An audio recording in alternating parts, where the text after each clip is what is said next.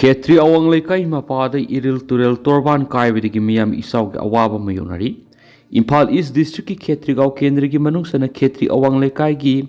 Princeton International School mapada iril turel torban kaibidigi mapum kya miyam isaw ge awaba mayonari. Presta pangwa pawda ngasi ayuk angan bapung ahum rom tabada torban atu meter sani hena pakna kairakmani.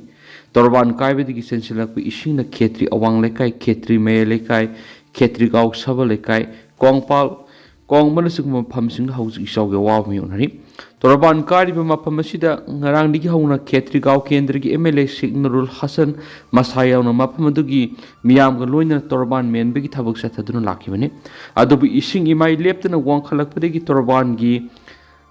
laisa son mana mara moiraga men mangamdana meter sani rom pak na kai khibani. Ngasi torban kari ba mapam mamang na su anira kai khreari. Paushta makataraduna Khetri gaw kendri gi MLA Nurul Hasan gi makai digi sungam zaba thakta isaw thoktana bahona ki dubu mapam asi logistic amadi technical support ka loidana asawba senpham sangadabana lengak ta semjin bina bataksinduna lakhi banai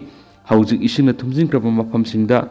lairiba miyoi kya sapagada mapam singda hongdokpagi akan mathabak sathari loinana mapam khrada khuda ki oina relief camp hangdoktuna isaw gi awaba mayoknaraba miyoi singsangja phampi bawkhre panma yabad state asida hokiba numit kharani nong leptuna surakpadi gi tampak phawduna sieliba turel singi imai khawang wang khalakhibani amaromda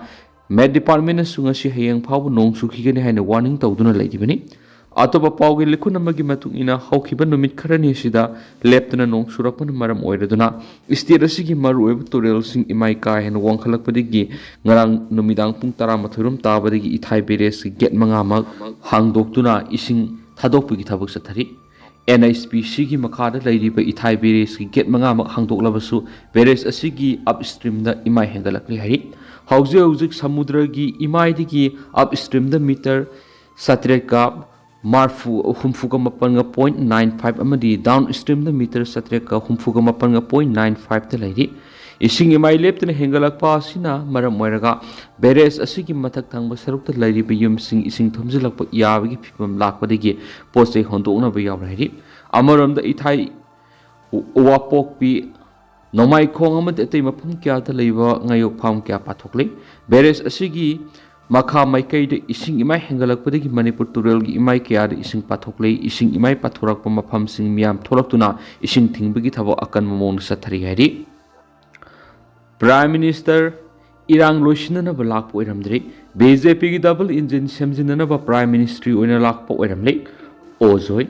Narendra Modi leibasi gi asengbul singbam oina awaba taraba singi mapi taithokpa amukta ga lakpiu tarama oksagi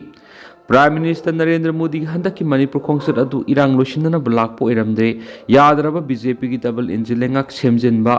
Prime Mistry oina lakpo iramle haina veteran politician ozoina phungtokri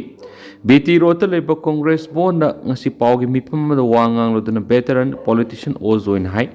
kumza English singani ga kungo homdoi gi me ahumni gi Manipur tholakhiba irang asi sahi ani halakli Kanglup ani gi marak thokpa irang asina maram oiduna miyoi kya gi punchi longkhre miyoi lising humpu henmana mayum da sang bayadana lanjena duna ngasi phawba relief camp sing sangja pham loduna wana leli India ase democracy satpa malem gi khwaidi gi sawba leba amani haina pongjari ba leba asi gi prime minister Manipur laklaga miyam na thengnari ba awaba sing asi kokpi roba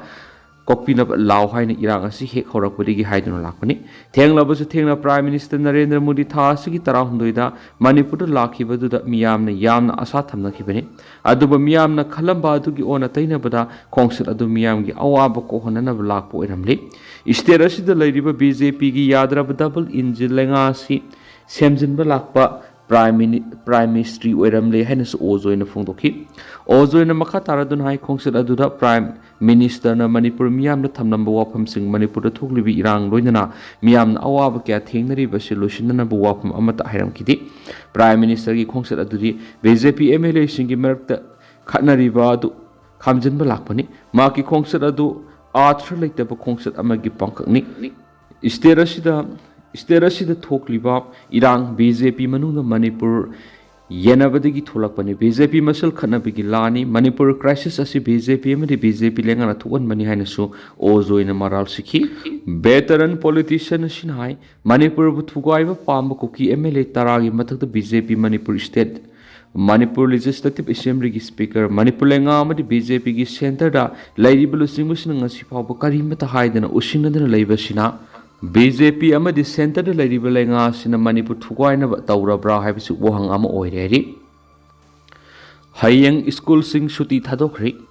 Nong manini asida nong left na sukhiban maram oiraga isterasi ki mafam kya isaw mayuk na ribasi yenglaga heng September 13 ta Manipur da lairib school sing lenga na suti laktokre lenga ki education is ki director NG Bogendra na thokpo order amagi matungina hausu isterasi ki mafam kya da oiriba isaw sina maram oiraga heng September 13 ta isterasi da lairib lenga ki school aided school private school amadi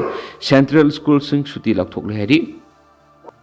Chusampur nauna irang thulak tuna koki jau lusingba kyagi yumai thakre Chusampur nauna irang thulak tuna koki national organization KNO ki lusingba ama yauna koki jau ki lusingba kyagi yum ngarang numidang masakhang da basing na mai thakre tha si ki tara humdoi da prime minister lamba du ki mangoinana Chusampur lambi da sem sabasing ama ata thuon khiba thawdoka mari leidana naha ani phajin khiba bu khudak thadoka da bani haiduna ngarang nungthil koki jau naha kya lambi da thulak ba loinana Chusampur police station Thomjinduna ama arat won kiba thawdok ikan kanadana koki jau lusing basing gi yumsing mai thabagi thong adu satharakibani koki jau lusing basing gi yumsing mai thabagi thawdo adu the suspension of operation su agreement sign tawna bada yawriba koki la holup taraga taruki umbrella budi ama oiriba koki national organization KNO gi external secretary Kelvin Hatlang Allies Kelvin I can thang yums yokreri aduma pa haugsuma ki oina thawdo sigi matangda KNO natragana Kelvin Hatlangi mekeri ki kariguma wapma mata phongtorak pa leitri mai thabadura su sign tawnabada yawriba atopa lusingba magi yumsu yawkre hari pawge likhuna magi matungina Kelvin Hatang KNO da sanglaktrnge mamangda Zomi Reunification Organization Zomi Revolutionary Army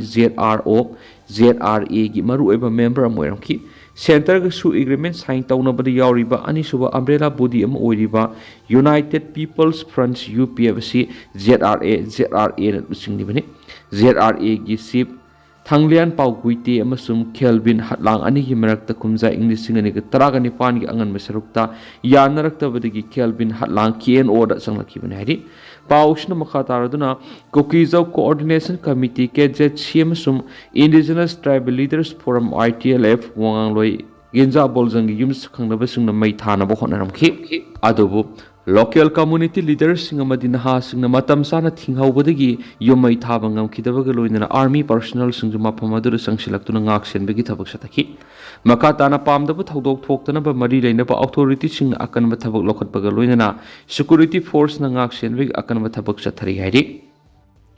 Karam bai pheikhul su kem thamba yaroi haidana miyamna wakat mifam sathakri Kangsu police station konba singda dam thangnana leiriba Karam By Paikul Cookie militant su groups in designated camp Tambiyaro Heduna, Kadangwan Part 1 Panthoibi Community Hall, Yamlabam Yamna walk at me pum Satakri Hensu, Paumuna Makatana Pundurakli, Koko Migi Mia Makada Kadangban Part 1 Beles Authority Medicindana Haro Yepatonikan Machine Sataki walk at me Pamaduna, Paying Laden Kavi Kadangban Part 2. Laden Saji Fumlau Kautruk Sanjam Sirang Kokul the Single Kul Kyadi Lakomiam Serbiaki Wakat Kongjanga Dugamadi Len Kadangban Part 1 Village Authority Secretary Nunglepam